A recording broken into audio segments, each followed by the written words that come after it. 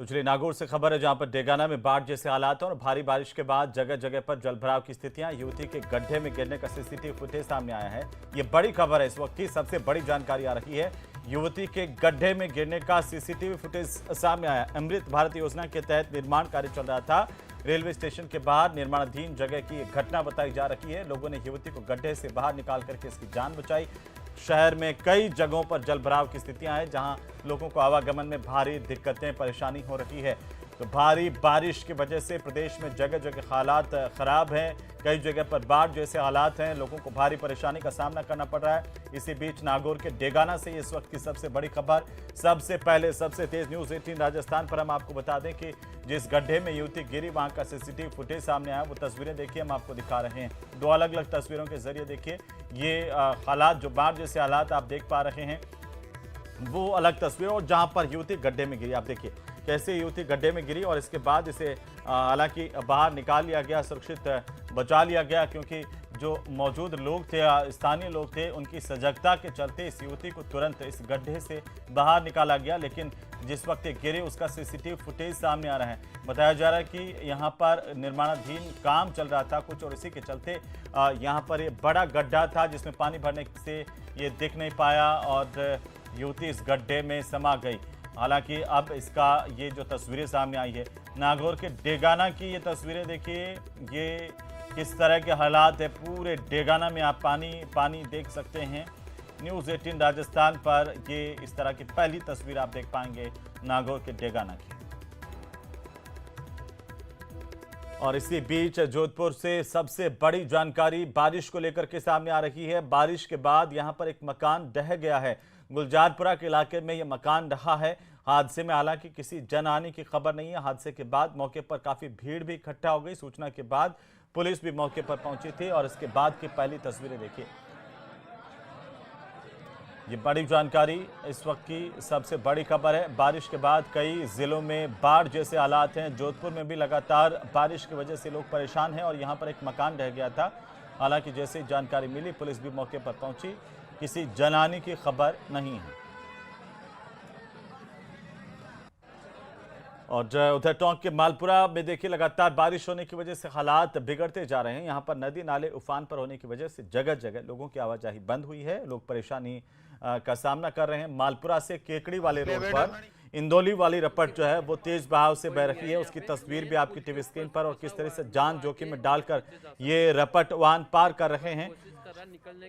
पानी का तेज बहाव है। एक ट्रक तेज बहाव में यहाँ पर फंस भी गया था, उसकी की तस्वीर है। जानकारी मिलते ही पानी में फंसे चालक को एसडीआरएफ की जो टीम यहाँ पर सजगता के साथ तैनात थी, उसने सुरक्षित रेस्क्यू भी किया है। हालांकि लोगों से यह अपील की गई है पुलिस प्रशासन की ओर से पूरे प्रदेश में ही कि आखिरकार जो बहते पानी की रपट पार इस तरह से नहीं करें जब तक प्रशासन की ओर से नहीं कहा जाए, और लापरवाही जानलेवा साबित हो सकती है। बहते हुए पानी से दूर रहें, आप खुद भी, अपनों को भी दूर रहें, ताकि किसी भी परेशानी से बचा जा सके, क्योंकि निकलने के बाद वो डायरेक्ट पानी में भर जाएगा। तो मालपुरा में भी लगातार बारिश के बाद टोडी सागर बांध दूसरी साल ओवरफ्लो हुआ है। टोडी सागर बांध पिछली बार भी ओवरफ्लो हो गया था। ये तस्वीर और आपकी टीवी स्क्रीन पर, जहां पानी की तेज हवा के चलते 3 फीट की चादर चल रही है। काफी संख्या में लोग यहां पर इस चादर को देखने के लिए भी पहुंच रहे थे, और ऐसे में टोडा रायसिंह और मालपुरा का संपर्क भी इसकी वजह से कट गया। 20 फीट भराव क्षमता वाला चांदसेन बांध पूरी तरह से भर गया है। और जल संसाधन उपखंड मालपुरा के अधीन 2 तहसील हैं, मालपुरा और टोडा रायसिंह, जिसमें हमारे विभाग के कुल 11 बांध हैं। 11 बांध में से 7 बांध हैं वो पूर्ण रूप से भर चुके हैं, और चांदसेन बांध जिसकी भराव क्षमता 20 फीट है वो 19 फीट है, वो अभी भराव 19 फीट भर गया है, और जल्द ही 2 से 3 घंटों में उसकी भी चादर है वो चलने वाली है। जो मालपुरा क्षेत्र के रामसागर गनवर और किरावल सागर बांध है, उनमें अभी पानी की आवक जारी है और जल्द ही वो भी है ओवरफ्लो हो जाएंगे। तो बूंदी के सोरण गांव से खबर है, जहां तालाब की पाल टूटने से खेत जलमग्न हो गए हैं और किसान परेशान में हैं। तालाब का पानी सामंतगढ़ चौराहे पर भी जमा हो गया। आप देखिए पानी का वेग देखिए। सूचना पर सहायक विकास अधिकारी भी मौके पर पहुंचे, हालात का जायजा लिया गया है, और इसी के साथ ही उन्होंने सावंतगढ़ ग्राम पंचायत को निर्देशित भी किया कि जल्दी तालाब के पानी को रोकने को लेकर कोई स्थायी समाधान किया जाए। तो गाँव वालों को भारी परेशानी का सामना करना पड़ रहा है। बूंदी के सोरण की तस्वीरें हैं। और अब दौसा की बात करेंगे, जहां पर लालसोट विधानसभा क्षेत्र के खेड़ला खुर्द गांव में बारिश के बाद हालात बिगड़ गए हैं। गांव के चारों तरफ पानी पानी हो गया। स्कूल तक जाने का रास्ता पूरी तरह से जलमग्न हो गया और ऐसे में स्कूली बच्चों को भारी परेशानी का सामना करना पड़ रहा है। ये दिन की तस्वीर, जब स्कूली बच्चों को स्कूल जाने के लिए किस तरीके से परेशानी का सामना करना पड़ा, वो इन तस्वीरों के जरिए आप देखिए।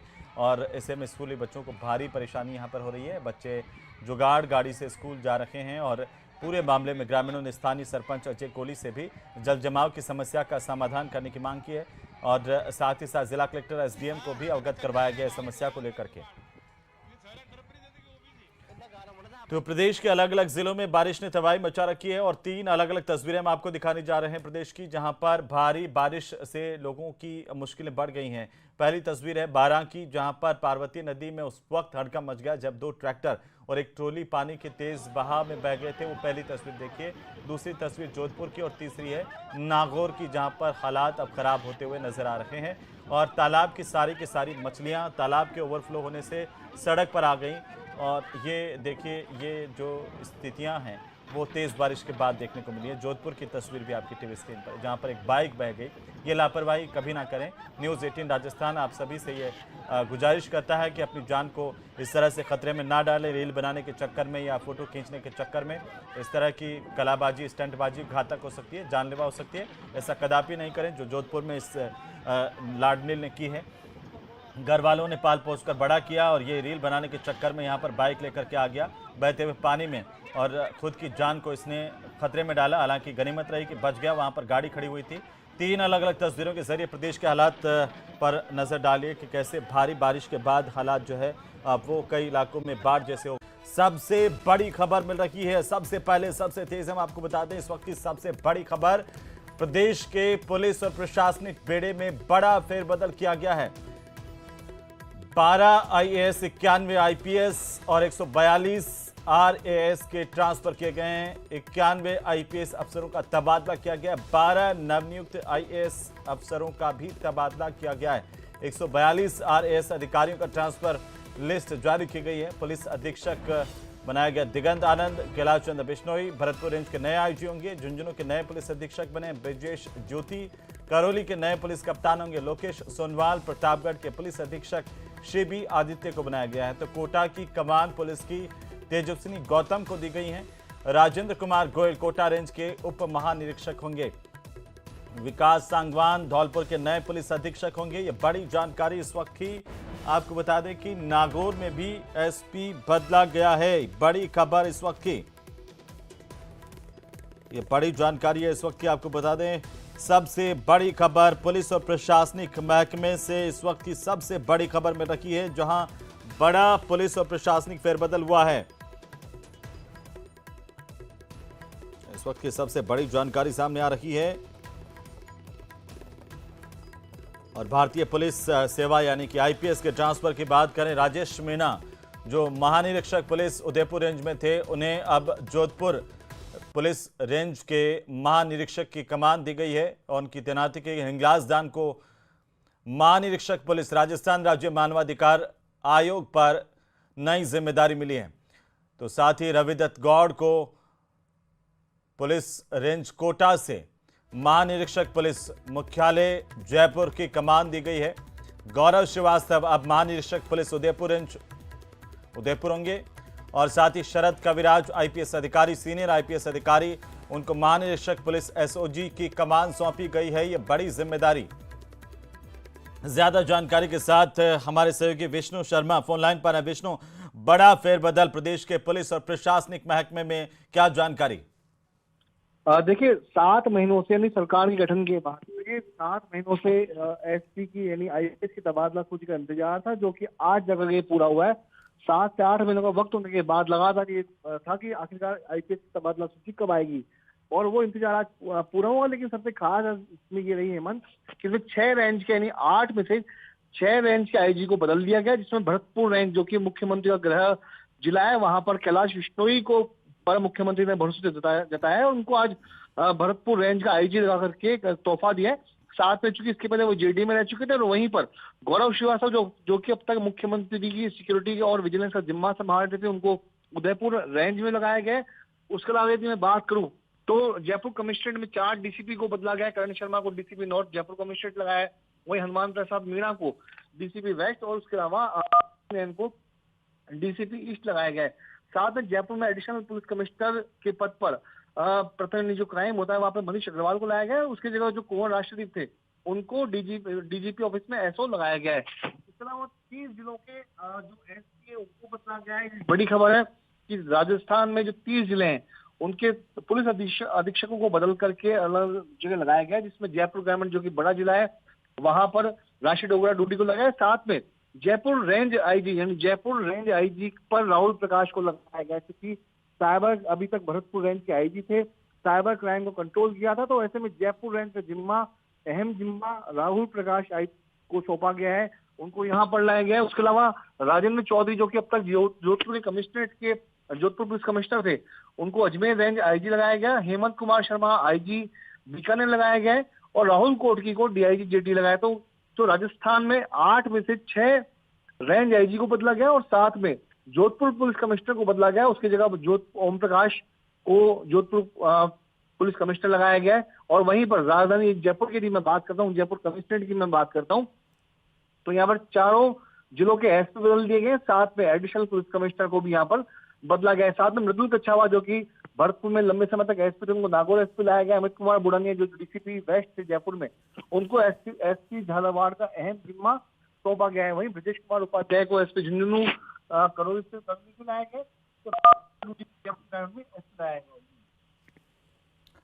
बिल्कुल विष्णु जी विष्णु, देखिए इसमें कई अहम जिम्मे थे, जिनमें अब बात करते हैं छोटे जिलों की, तो 12 जिले में अभिषेक अंडासू को लगाया गया। सबसे खास बात इसमें हिम्मत यही कि 7 महीने तक जो लिस्ट थी, आखिरकार राजीव शर्मा जो कि राजस्थान के नए डीजीपी थे, उनकी देखरेख में इस पूरी मॉनिटरिंग हुआ। तो ज्यादा से ज्यादा ईमानदार ऑफिसर्स को, जो प्रभावी बेहतरीन ऑफिसर थे, उनकी योग्यता को देखते हुए इस बार जिले में उनको उनको लगाया गया है, उनको बदला गया है। ये कह सकते हैं जो जिनकी जिनका कार्यकाल नहीं रहा या फिर प्रभावी नहीं रह पाए थे, उन सभी को जिलों से हटाया गया है और उसके अलावा नए जो ऑफिसर है, प्रभावी ऑफिसर है, उनको लगाया गया है। साथ में जिन्होंने अपना अच्छा काम दिखाया, उनको वापस से उन्हीं जिलों में यथावत भी रखा गया है। लेकिन सबसे खास बात है कि एसीबी का चीफ कौन होगा।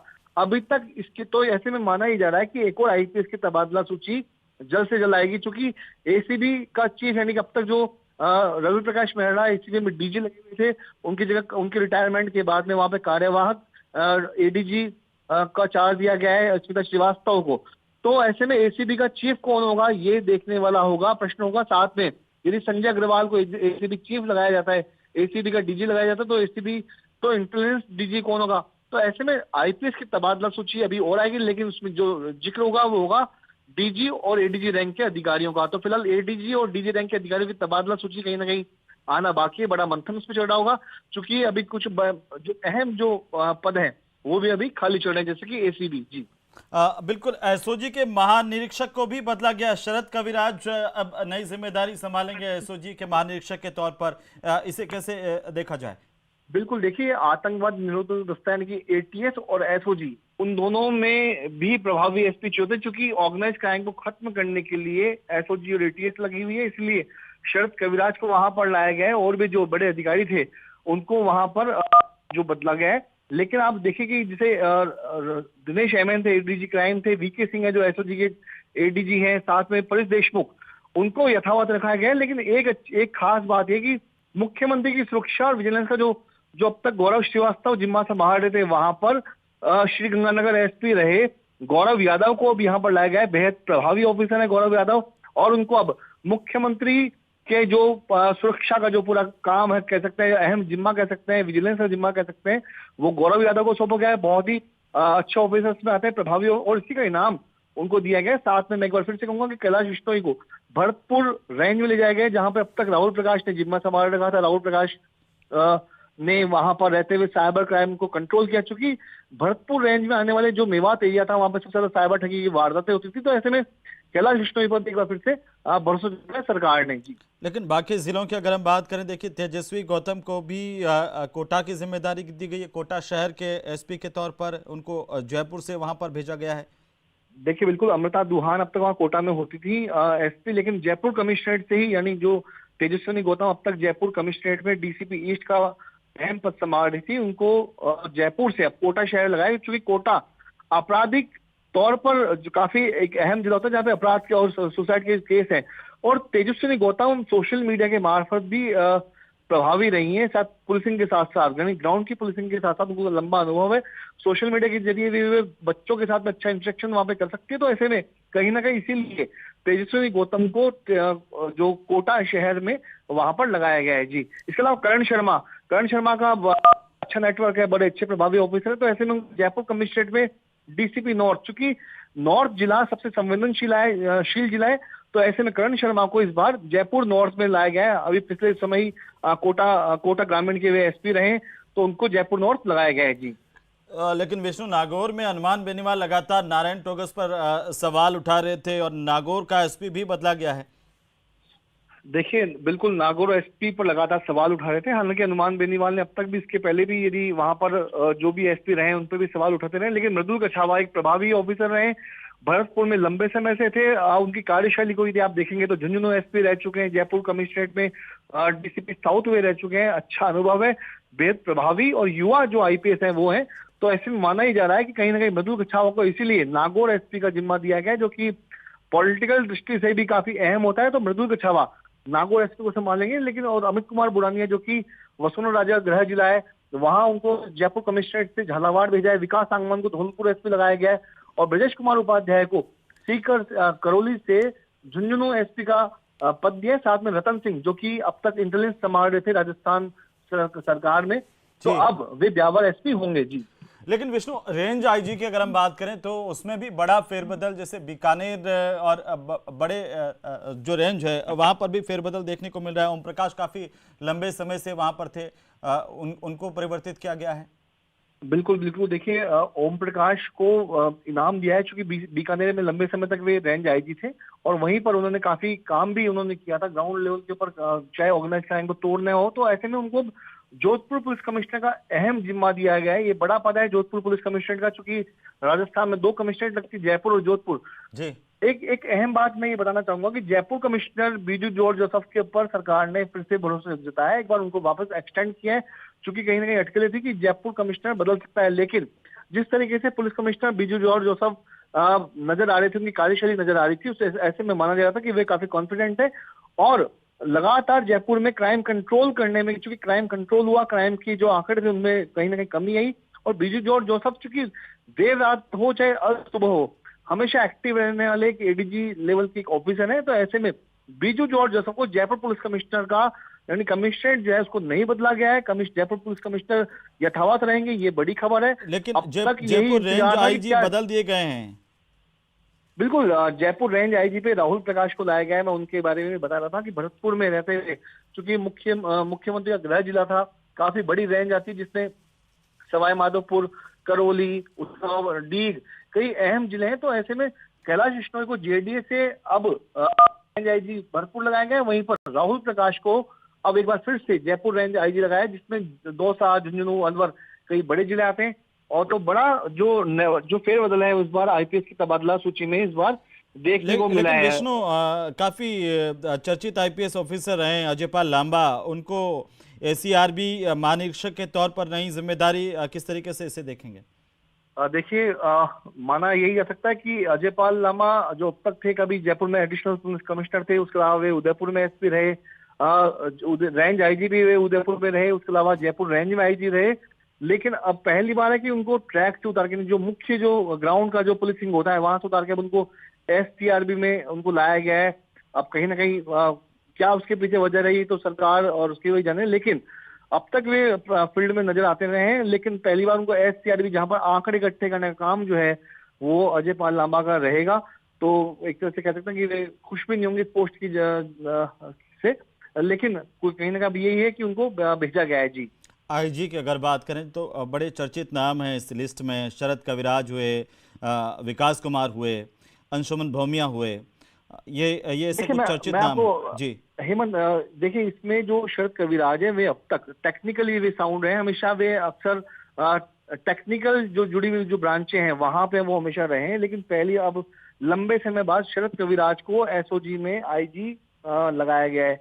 अब तक वे आईजी टेक्निकल और जो कम्युनिकेशन है वहां पर रहते थे। कई नवाचार शरद कविराज ने पुलिस मुख्यालय में टेक्निकल ब्रांच में रहते हुए, कम्युनिकेशन ब्रांच में रहते हुए किए हैं, लेकिन अब उन्हें वापस से पीएचक्यू से बाहर निकाल करके अब उन्हें एसओजी में आईजी के पद पर लाया गया है। और वहीं विकास कुमार जो कि जोधपुर रेंज के आईजी थे, काफी उनसे अच्छा वापस काम कर से रहे एक थे, बार उन्होंने फिर से- बड़ी कार्रवाइयां की है जोधपुर में विकास कुमार ने रहते हुए। बिल्कुल बिल्कुल, देखिए एक बार फिर से, लेकिन जोधपुर रेंज से उनको हटा करके एटीएस में आईजी लगाया गया है, क्योंकि एटीएस आतंकवादी निरोधक दस्ता है। ऑर्गेनाइज क्राइम की कमर को तोड़ने के लिए जो एक प्रभावी जो ऑफिसर चाहिए होता है, तो ऐसे में उनको एटीएस का आईजी लगा करके यहाँ पर भेजा गया है। क्योंकि एडीजी के बाद जो बड़ी जो पद होता है वो आईजी एटीएस का होता है, जिसमें विकास कुमार को जोधपुर रेंज से अब आईजी एटीएस लगाया गया है। और यहाँ संभवतः एक बार फिर से वे रह करके जो बड़े ऑर्गेनाइज क्राइम में, चाहे किसी भी तरीके के गैंगस्टर हो, माफिया हो, उनकी कमर तोड़ने का काम जो है विकास कुमार कर सकते हैं। जी, जैसे आपने जिक्र किया था गौरव श्रीवास्तव का, उनको मुख्यमंत्री सुरक्षा और मुख्यमंत्री सतर्कता के महानिरीक्षक की जिम्मेदारी से क्या इसे अहम मानेंगे कि उदयपुर रेंज की कमान उन्हें दी गई है आईजी के तौर पर? देखिए उदयपुर रेंज आईजी जय मान सकते हैं कि बड़ी रेंज है, बड़ा उसका नाम होता है, और कई सीनियर जो ऑफिसर होते हैं उनको रेंज आईजी उदयपुर लगाया जाता है। इसके पहले प्रफुल्ल कुमार उदयपुर रेंज के आईजी रहे, जबकि कन्हैयालाल हत्याकांड हुआ था, बेहद टफ हो गया था वहां का जिला। और वो रेंज जो है, चूंकि बॉर्डर कुछ आदिवासी इलाके भी, डूंगरपुर है, बांसवाड़ा कह सकते हैं, वे सभी उदयपुर रेंज में आती है। तो सभी समीकरणों को साधते हुए इस बार गौरव श्रीवास्तव को वहां पर भेजा गया है, क्योंकि उदयपुर काफी सेंसिटिव शहर है, हालांकि बहुत खूबसूरत शहर है पुलिस क्राइम की दृष्टि से भी, लेकिन अब जिस तरह के क्राइम वहां बढ़ने लगे हैं उसको देखते हुए या फिर